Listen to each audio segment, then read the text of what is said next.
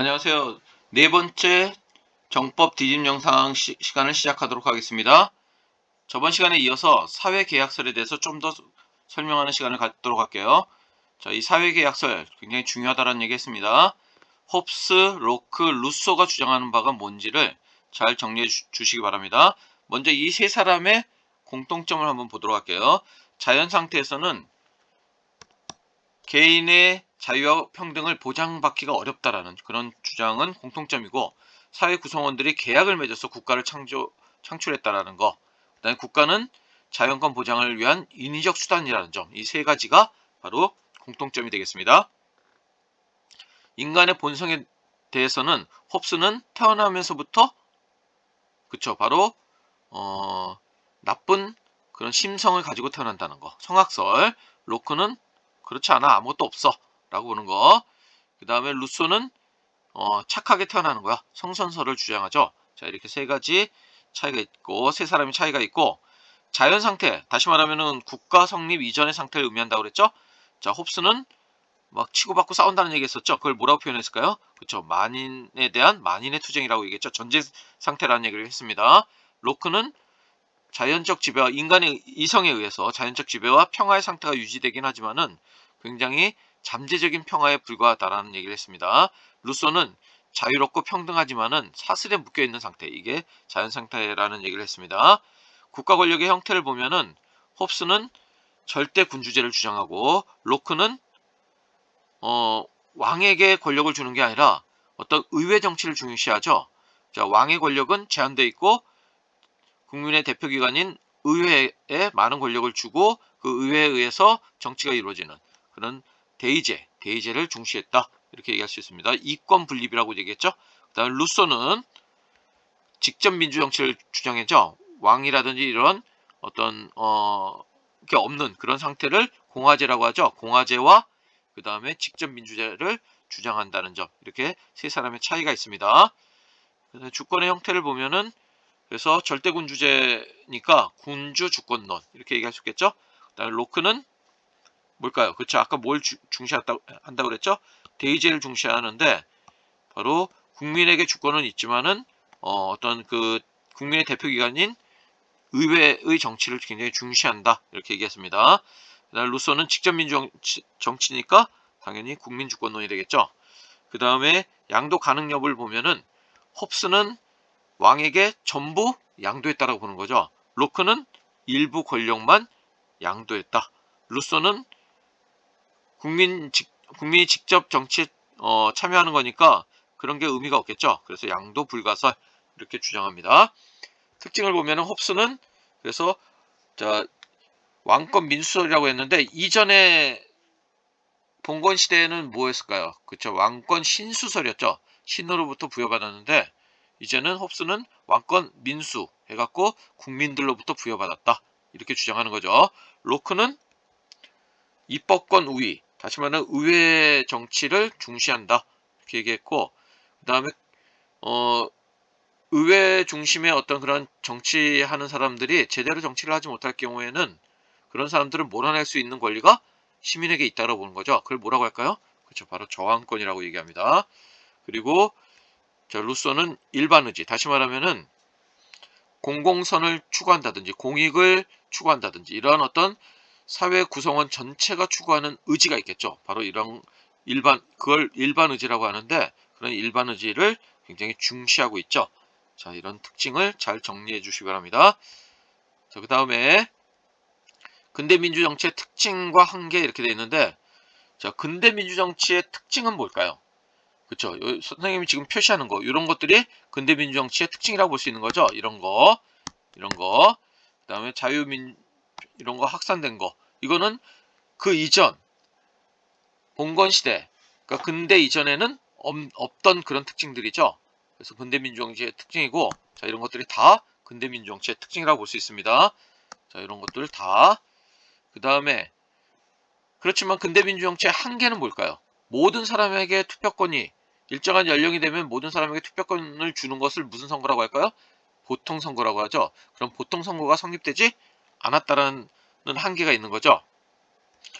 바로 보통 선거와 평등 선거에 제약이 있었다는 점, 이게 바로 근대와 현대를 나누는 중요한 포인트라고 볼 수 있습니다.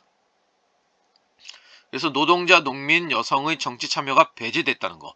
그래서 19세기 참정권 확대 운동, 우리가 흔히 차티스트 운동이라고 하는 그런 19세기 참정권 확대 운동의 배경이 됐다는 거. 그래서 노동자, 농민, 여성과 같은 사회적 약자에 대한 배려가 부족하다는 거. 이런 것들이 근대 민주정치의 특징이고, 그럼 현대는 뭘까요?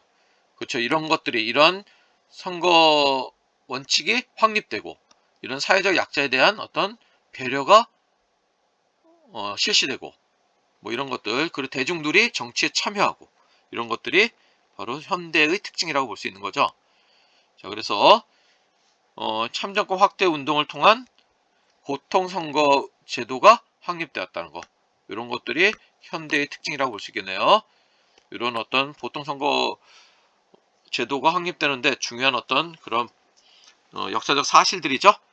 그 다음에 현대 민주주의는 대의제를 바탕으로 하므로 시민의 의사를 정치에 반영하지 못하거나 시민의 정치적 무관심을 초래할 수 있어서 이런 직접 민주제의 요소가 도입됐다는 것, 이것도 현대 민주주의의 어떤 특징이라고 볼 수 있겠네요. 그리고 여기 보면은 그렇죠, 인민헌장, 이게 차티스트를 의미하는 거죠. 차티스트 운동을 얘기하는 거고, 그래서 대중민주주의가 성립됐다는 거, 대의제뿐만 아니라 직접 민주제의 요소가 이런 대의제의 한계를 극복하기 위해서 도입되기 시작했다라는 거, 이런 것들이 현대 민주주의의 특징이라고 볼 수 있습니다. 자, 그러면은 직접 민주정치의 요소에는 뭐가 있을까요? 국민투표제, 국민소환제, 국민발안제. 이거는 국가 단위에서, 이 앞에 국민자가 붙으면 국가 단위에서 하는 겁니다. 주민자가 붙으면 주민투표제, 주민소환제, 주민발안제. 이렇게 하면은 이거는 지방자치 단위의 그런 제도라고 볼 수 있습니다. 우리나라는 현재 국민소환제와 국민발안제는 실시되지 않고 국민투표제만 실시되고 있다라고 볼 수 있고, 주민투표제, 주민소환제, 주민발안제는 현재 지방자치 차원에서 실시되고 있습니다. 그래서 직접 민주정치 요소가 현재 우리나라에 실시되고 있는 것은 국민투표제와 주민투표제, 주민소환제, 주민발안제, 이런 제도들이 바로 직접 민주정치의 요소라고 볼 수 있겠네요. 헌법 개정이나 외교, 이런 국가의 중요한 정책을 직접 물어보는 거, 그 다음에 그런 것이 국민투표제가 되겠죠. 자, 소환한다는 건 자른다는 얘기입니다. 발안한다는 거는 어떤 법안을 직접 국민이 제출할 수 있다는 걸 의미하는 겁니다. 자, 법치주의의 발전 과정을 살펴보도록 하겠습니다. 자, 이 법치주의도 역시 근대 민주주의의 어떤 특징이라고 볼 수 있는 거죠. 국가 권력기관의 구성, 권력의 행사, 국민의 자유와 권리의 제한 등이 법률에 따라 이루어져야 한다는 원칙이 법치주의입니다. 그래서 사람의 지배가 아닌, 인의 지배가 아닌, 인치가 아닌 법치, 법의 지배를 법치주의라고 얘기하고, 모든 권력은 법으로부터 나오고 법에 따라 행사돼야 된다는 거. 그래서 법은 권력을 행사하는 근거가 되는 동시에 권력 행사를 통제하는 근거가 된다라고 보는 거죠. 그래서 법으로 권력을 통제함으로써 국민의 자유와 권리를 보장한다라는 그런 목적을 가지고 있고, 법치주의는 그러니까 국민의 자유와 권리를 보장하는 거죠. 독재를 막고 국가 권력을 제한하는 동시에 권력 행사의 정당성을 확보하는 근거가 된다. 국민의 자유와 권리를 보장하는 제도적 수단이다.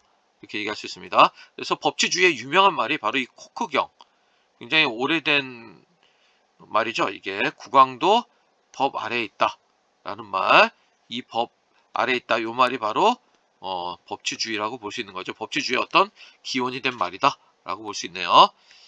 자, 그 다음에 법치주의의 발전 과정. 자, 요 내용 굉장히 중요합니다. 자, 요 내용 잘 정리해 주시기 바랍니다. 요 두 개를 잘 정리해 주시기 바랍니다. 법의 절차와 형식에만 치중하고, 법의 목적이나, 자, 이 법의 절차와 형식은 오케이고, 그 다음 법의 목적이나 내용은 갖추지 못했을 때 우리가 그거를 형식적 법치주의다, 이렇게 얘기한다는 겁니다. 이 법의 절차와 형식이라는 말을 세자로 합법성이라는 말로 바꿀 수 있고, 법의 목적이나 내용, 이 말은 뭘까요? 바로 정당성이라는 말로 바꿀 수 있습니다. 다시 말하면은 그러면 법의 목적이나 내용이란 말은 어떤 법의 목적이나 내용을 얘기하는 걸까요? 그렇죠? 인간의 존엄성이라든지 자유와 평등이라든지 정의와 관련된 그런 내용들은, 그러니까 그 의회를 통과하는 그런 어떤 형식과 절차를 갖췄는데 법의 목적이나 내용은 문제 삼지 않는다는 것은 예를 들어서 고문하는 법을 만들었다고 합시다. 근데 그게 의회의 어떤 절차를 잘 따랐다라고 얘기했을 때 우리가 그거는 형식적 법치주의를 갖췄다라고 얘기할 수 있겠죠. 왜 그럴까요? 내용은 분명히 뭘까요? 정당성을 갖췄을까요? 갖추지 않았을까요? 다시 말하면 정의로울까요? 정의롭지 못할까요? 고문하는 거는 정의롭지 못한 거죠. 그래서 형식적 법치주의다. 이렇게 얘기한다는 겁니다. 사례로는 독일의 나치 정권의 수권법 같은 걸 들 수 있습니다. 이거는 법 실증주의 사상에 입각한 건데, 그러니까 현재 실제로 정해진 법의 내용이 중요한 거야 라고 보는 것이 법 실증주의라고 볼 수 있습니다. 그것과는 관계없이 그 법이 성립하고 성립하지 않고와 관계없이 마땅히 또는 너무나 자연스럽게 너무나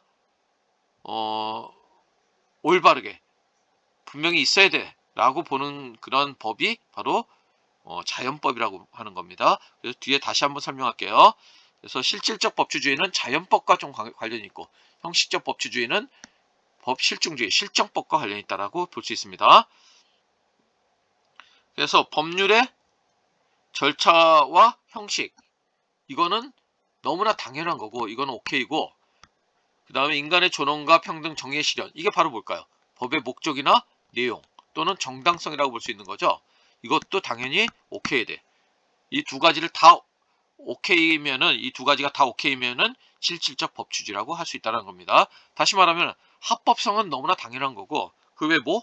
그쵸, 바로 정당성까지 갖췄을 때 우리가 그거를 실질적 법치주의라고 얘기할 수 있다는 겁니다. 그래서 자연법 사상에 입각하는 것이다. 이렇게 얘기했습니다.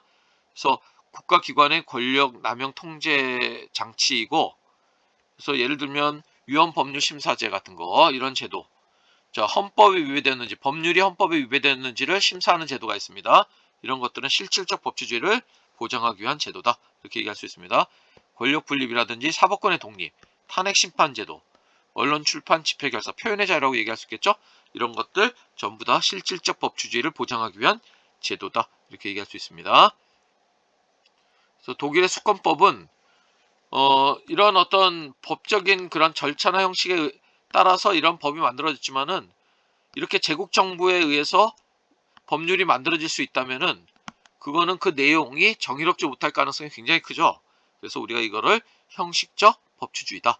정당성이 제대로 보장되지 못했기 때문에 이렇게 얘기할 수 있다는 겁니다. 자, 그래서 여기서 좀 더 알아보면 자연법과 실정법에 대해서 인간 이성을 통해 발견할 수 있는 영구적인, 그러니까 너무나 당연히 현재 법으로 정해져 있건 정해져 있지 않건 그게 중요한 건 아니라 인간의 존엄성을 지키고 그 다음에 인간에게 자유와 평등을 보장해주고, 이건 너무나 당연한 거죠. 현재 실제로 법이 정해진 것과 그 여부와는 관계없이 이런 법을 자연법이라고 얘기합니다. 그리고 실정법은 일정한 사회에서 현실로 제정되어 있는 법을 실정법이라고 하는데, 자연법은 실정법을 통해 그 이념과 정신을 구체화하고, 실정법의 내용은 자연법에 근거하여 그 타당성을 인정받을 수 있다라고 얘기하고 있네요. 자, 이 자연법과 실정법의 내용은 다음 시간에 다시 좀 더 하도록 할게요. 이상 마치겠습니다.